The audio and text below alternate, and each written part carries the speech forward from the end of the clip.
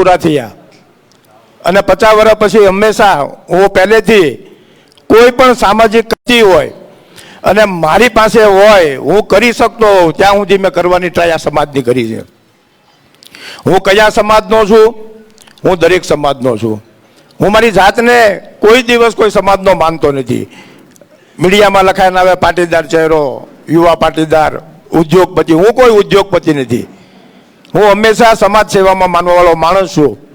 અને મેં મારા 51 વર્ષમાં રાજકારણમાં પ્રવેશ કરવો, મારી પાસે 3 ઓપ્શન હતા.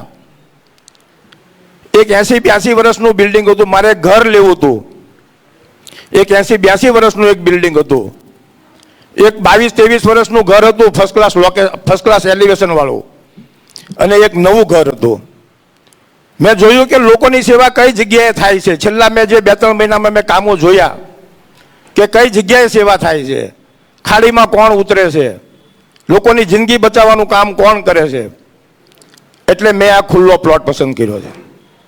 મેં મારા મિત્રોને, મારા સ્નેહીઓને, મારા સગા સંબંધીઓને, મારી સાથે જોડાયેલા સામાજિક સેવા સંસ્થાવાળાને બધાને પૂછ્યું કે મારે રાજકારણમાં જવું જોઈએ કે ન જવું જોઈએ.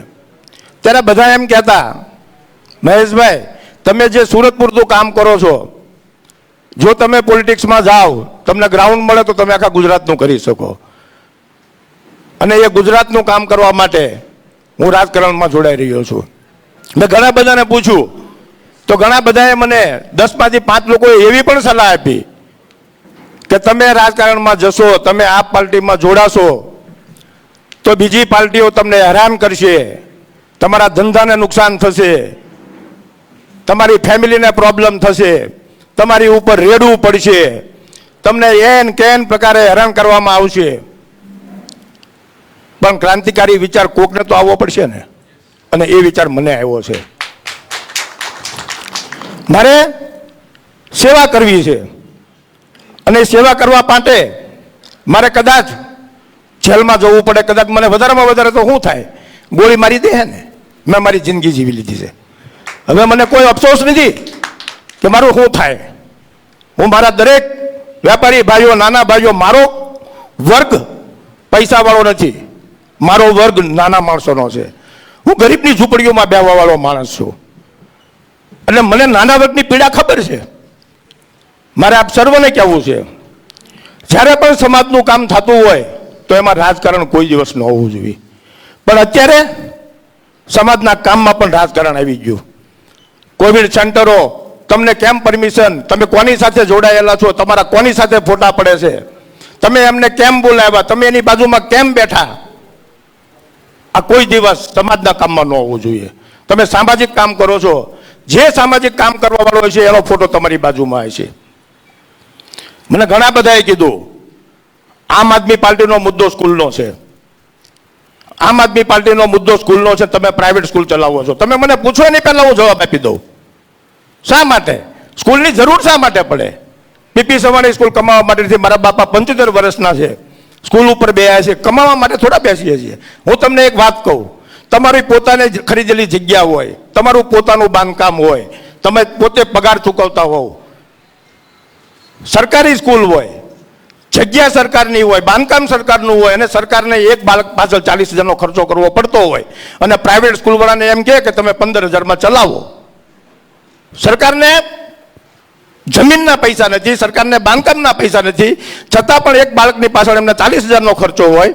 પ્રાઇવેટ સ્કૂલવાળાને બધું એમનું હોય, પછી એમને 15,000માં ચાલે. પણ હું તો એમ કહું છું કે સ્કૂલની જરૂરત નથી. જે પ્રમાણે હું દિલ્હી ગયો હતો, સાહેબને મળ્યો હતો, સિસોદિયા સાહેબની 700-800 સ્કૂલ દિલ્હીમાં બનાવેલી છે. મેં તો ખાલી 7ની જ વિઝિટ લીધી હતી. તમે હું પ્રાઇવેટ સ્કૂલોનો વિચાર કરો, હું પ્રાઇવેટ સ્કૂલોનો વિચાર કરીએ. આપણે બધી પ્રાઇવેટ સ્કૂલોના ચક્કર મારે ને એવી સ્કૂલ હોય, બાળક સરકારી સ્કૂલમાં બેસવા માટે પ્રિપેર કરે, ફોન આવે કે મને એડમિશન કરી આપો, એવું મેનેજમેન્ટ હોય તો આપણે ફીની મગજમારીમાં શા માટે પડવું જોઈએ? સરકાર પાસેથી લોકો શું અપેક્ષા રાખે? આપણે રાજા રજવાડા હતા, રાજા પાસેથી આપણે શું અપેક્ષા રાખવી કે પ્રજાનું કલ્યાણ થાય, પ્રજા સુખી થાય? સરકાર પાસેથી આપણે શું અપેક્ષા રાખવી? આપણા બાળકોને શિક્ષણ મળે, એને સારા સંસ્કાર મળે, આપણું મેડિકલ સારું થાય. આપણે ક્યારે પણ કોઈ પાસે આપણે ત્યારે પૈસાનો બચાવ કરી શા માટે? કદાચ કાલે મારું એક્સિડન્ટ થઈ જાય તો મારી પાસે પૈસા નહીં હોય તો? આ કોવિડ વખતે મને ખબર છે 50% દર્દીઓ દરરોજના 15 ને 20,000 પ્રાઇવેટ હોસ્પિટલના પ્રાઇવેટ દવાખાનાના નહોતા ભરી શકતા ને એટલે બિચારા દવાખાને જઈ નહોતા શકતા. ખીચા ખાલી થઈ ગયા છે. 3 વર્ષથી હું જોઉં છું કોઈના ખિસ્સામાં પૈસા નથી, બધાના ધંધા નોકરી તૂટી ગયા છે, પગાર બધાના 50% થઈ ગયા છે. ત્યારે જો આઇસોલેશન સેન્ટર એક પણ રૂપિયો લીધા વગર શરૂ ન કર્યા હોત, જિંદગી મોતનો સવાલ હતો.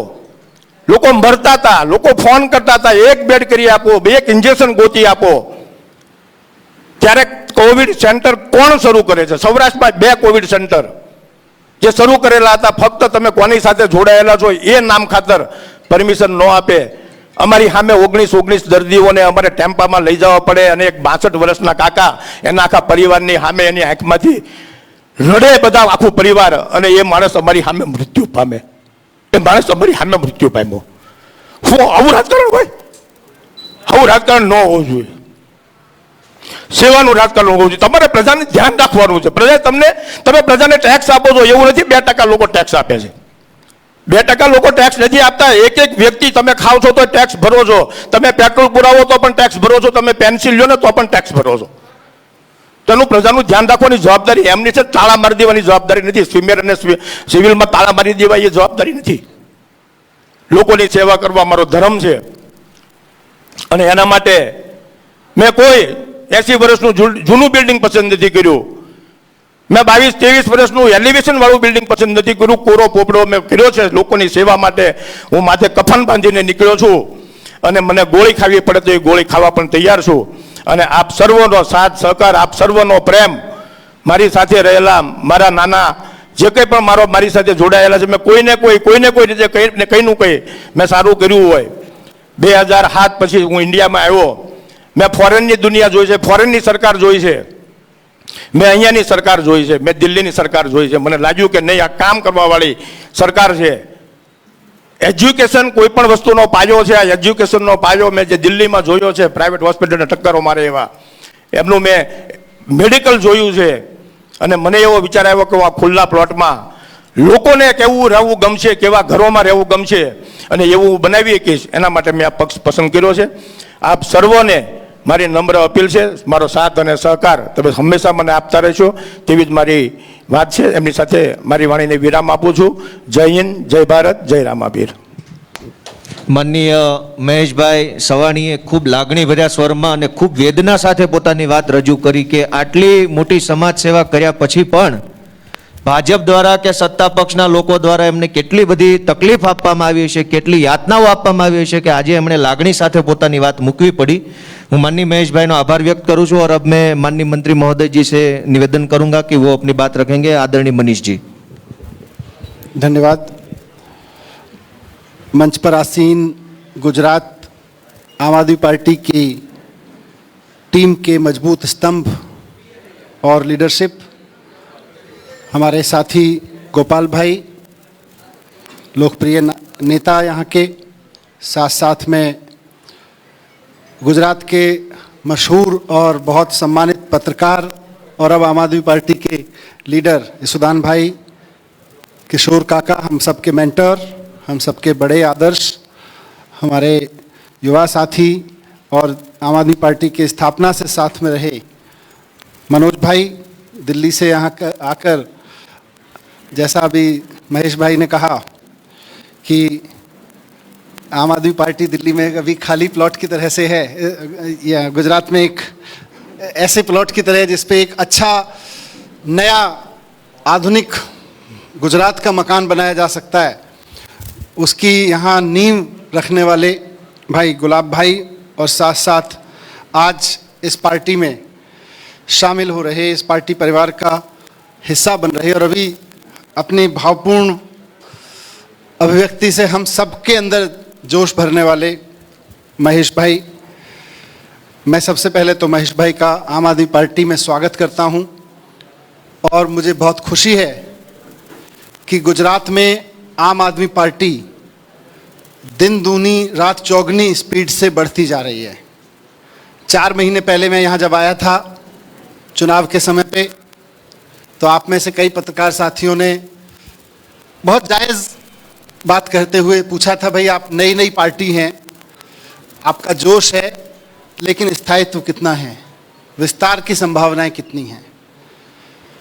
4 महीने के अंदर अंदर हम सब गवाह हैं कि जिस तरह से सिर्फ सूरत की बात करें तो सूरत के आम लोगों ने जिस तरह से आम आदमी पार्टी पे भरोसा करके एक यंग एजुकेटेड टीम पॉलिटिक्स में लेके आए हैं सूरत के लोग, और जिस तरह से लगभग 120 दिन हो गए, 125 दिन हो गए करीब उनको चुने हुए, जिस तरह से उन सब लोगों ने जमीन पर उतरकर काम किया है।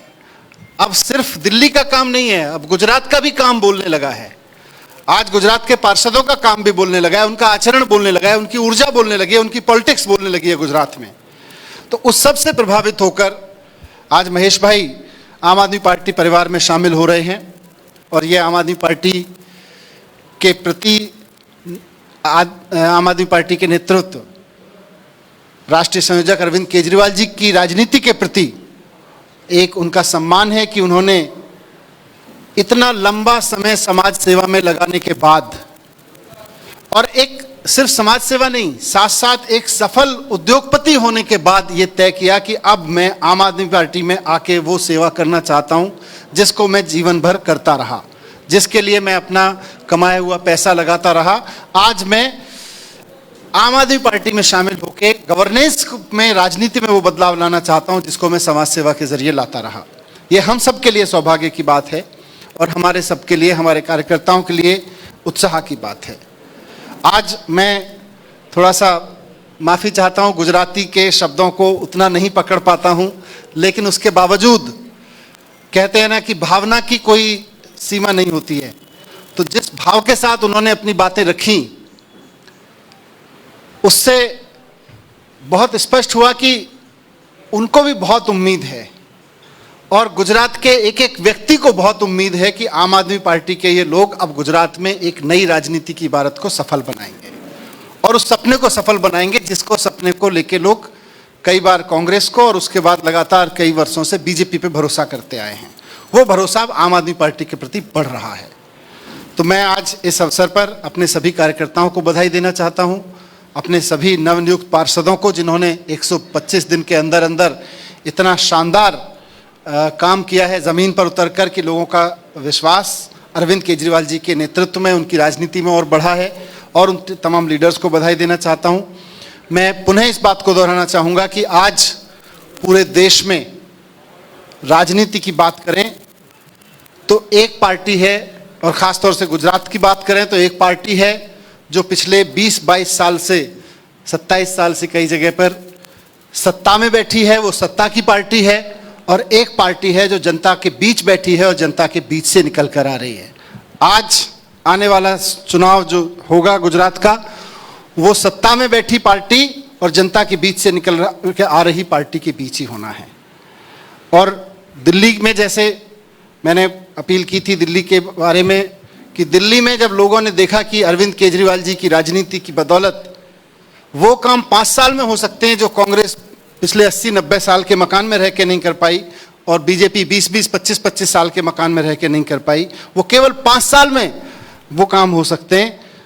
तो मैं गुजरात के साथियों को भी कहना चाहता हूँ, गुजरात के अपने भाइयों बहनों को भी कहना चाहता हूँ कि एक बार आने वाले समय में आम आदमी पार्टी में अपनी विश्वास को और मजबूत करें, अपने संकल्प को, और आम आदमी पार्टी के साथ खड़े हों। एक बार आम आदमी पार्टी को जहाँ जहाँ आप देखते चले जाएंगे, आप बीजेपी और कांग्रेस को भूलते चले जाएंगे, ऐसा हमारा दावा है। धन्यवाद। मैं आपके प्रश्न लेना चाहूँगा। ये बताइए, गुजरात में मुख्यमंत्री का चेहरा कौन होगा, यशोदान गढ़वी या और कोई? अभी मुख्यमंत्री से पहले हम जनता के बीच जाके ये चर्चा करना चाहते हैं कि आम आदमी पार्टी करेगी क्या। आम आदमी पार्टी वो सब करेगी जिसका सपना लोग देख रहे हैं। वो मुख्यमंत्री कौन होगा वो चुनाव से पहले तय होगा, गुजरात के लोग तय करेंगे, गुजरात के कार्यकर्ता तय करेंगे। मनीष जी, एक सवाल मेरा ये है, इस साथ और कितने लोग जुड़े हुए हैं? भाई पछाड़ी जान साहब जो, चलो जी। हाँ जी बोलिए, आपकी आवाज़। भाई सवारी जी के साथ और कितने लोग जुड़े हैं, कौन उद्योगपति है, ये बता सकते हो?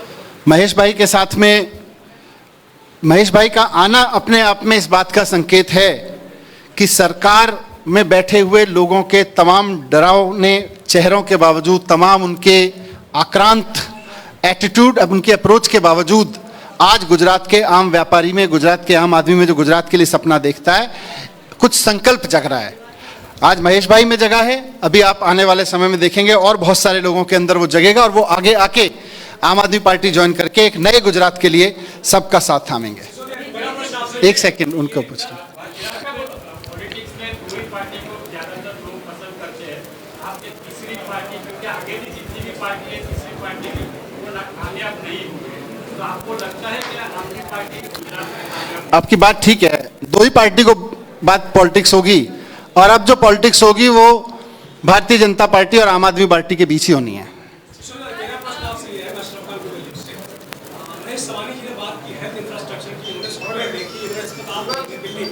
क्या उस स्थिति में मैं कहूँगा उस रीढ़ की हड्डी पर गुजरात जो इंफ्रास्ट्रक्चर का ब्लूप्रिंट बन सकता है, क्या आपको लगता है गुजरात में जो ब्लूप्रिंट की बात है प्रधानमंत्री नरेंद्र मोदी?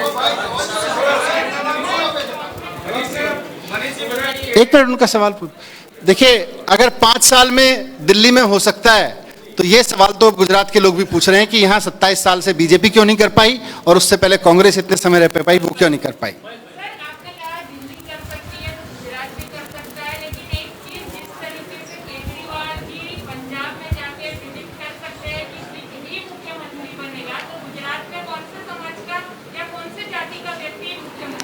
आप आने दीजिए, प्रेस कॉन्फ्रेंस करेंगे इस बात पे और फिर बताएंगे।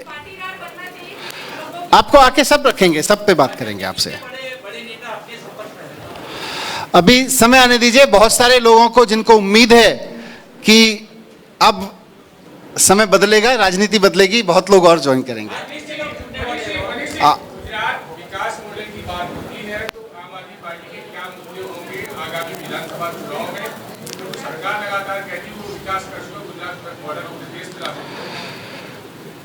देखिए, आज गुजरात में हम तो जहां भी जा रहे हैं, हमारे पार्टी के कार्यकर्ता चारों तरफ बन रहे हैं नए, और इसी उम्मीद पे बन रहे हैं कि भाई जो विकास की बात होती है उसमें स्कूल विकास में है कि नहीं है, सरकारी अस्पताल उस विकास में है नहीं, गांव के किसान के लिए, गांव के युवा के लिए रोजगार उसमें है कि नहीं है, ये सारी चीजें उसमें होती हैं।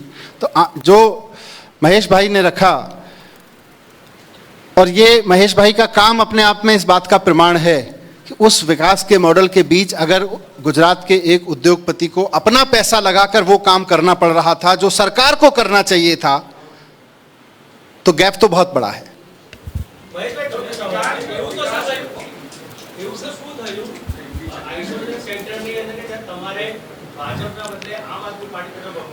જો હું મારું કોઈ પણ કામ હોય ને એ કોઈ પાર્ટી રિલેટેડ ન હોય, એ સામાજિક કામ હોય, એ સામાજિક તौर પર થતું હોય, અને અમારું કામ છે તમામ લોકોને બોલાવવાનું। એવું તો કંઈ નથી થયું, એવું થયું કે આમાં તમે કોની સાથે કામ કરો છો? મેં કીધું હું સેવા સાથે કામ કરું છું, જે સેવામાં જોડાયેલા છે એમની સાથે કામ કરું છું, અને સેવામાં આપ જોડાયેલું હતું તો આપ સાથે કામ કરું છું।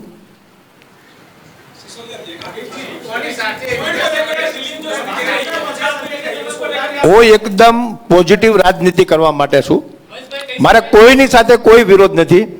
જો આપણે બધા ભારતના નાગરિક છીએ, સ્વતંત્ર છીએ, કઈ વિચારધારા સાથે જોડાયેલા છીએ। મેં તમને કીધું મારે ઘર બનાવવાનું હતું, મારી પાસે 100 રૂપિયા હતા, તો મારે કઈ જગ્યાએ ઘર બનાવવું?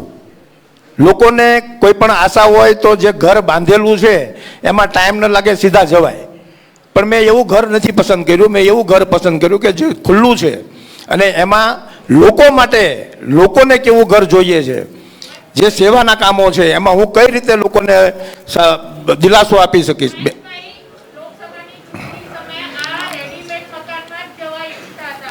લોકસભાની રેડીમેડ એ વખતે જે તે સમયે મને પૂછું, હું સેવાનો માણસ છું, મને બધા મારા મિત્રો એમ કહેતા હતા કે તમે રાજકારણમાં જાઓ તો સેવા થાય। રાજકારણ મારું ફિલ્ડ હતું જ નહીં, પણ મારે રાજકારણને ફિલ્ડ કરવું પડ્યું, કારણ કે મારે સુરતનું નહીં, મારે ગુજરાતનું વિચારવાનું છે, મારે દુઃખી લોકોનું વિચારવાનું છે, એટલે મેં દુઃખી લોકોનું વિચાર્યું। પાટીદારની મીટિંગ એને ન કહી શકાય। જો હું ખોડલધામ કાગવડ કમિટીના પ્રમુખ હતા, પાટીદાર સમાજના ઘણા બધા આગેવાનો છે અને એમાં ઘણા બધાના અલગ અલગ મંતવ્યો હોય.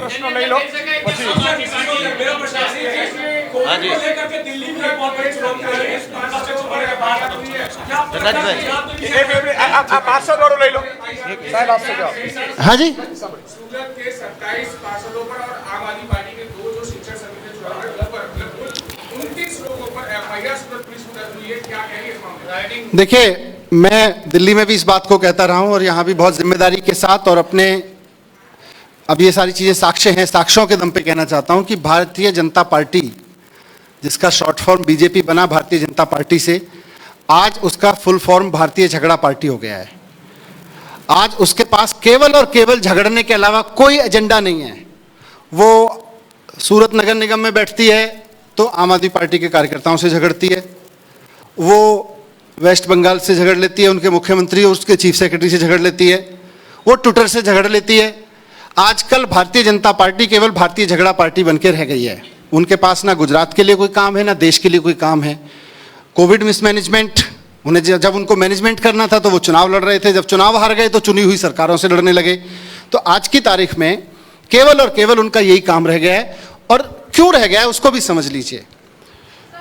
मेरे साथियों ने इस पे चर्चा की मुझसे. उन्होंने मुझको बताया कि सूरत में नगर निगम में शिक्षा समिति जो है वो 600 करोड़ रुपए के शिक्षा के बजट पर फैसला लेती है.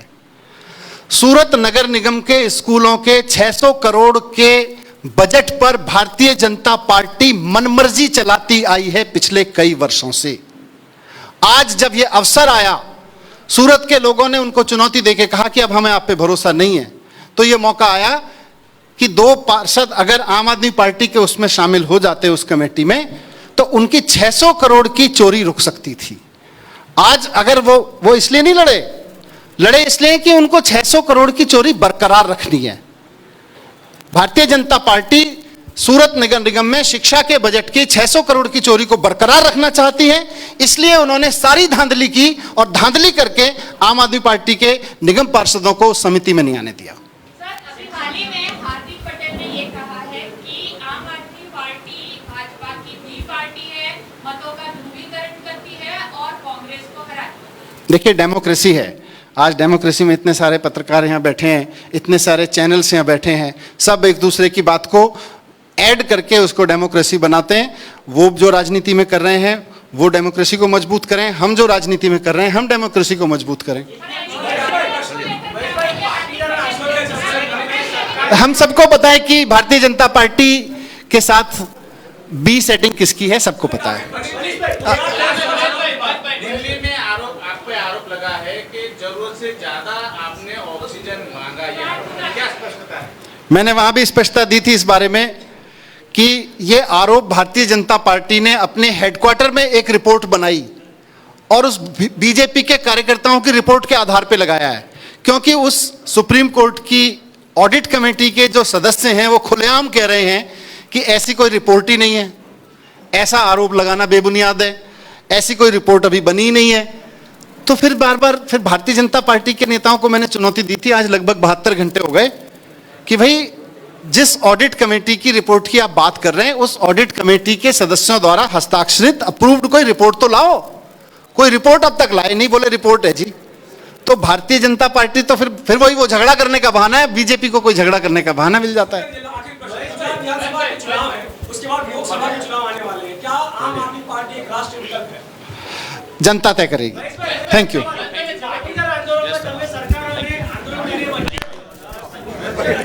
આભાર પત્રકાર મિત્રો, તમામ મિત્રોનો હૃદયપૂર્વક ખૂબ ખૂબ આભાર, ધન્યવાદ.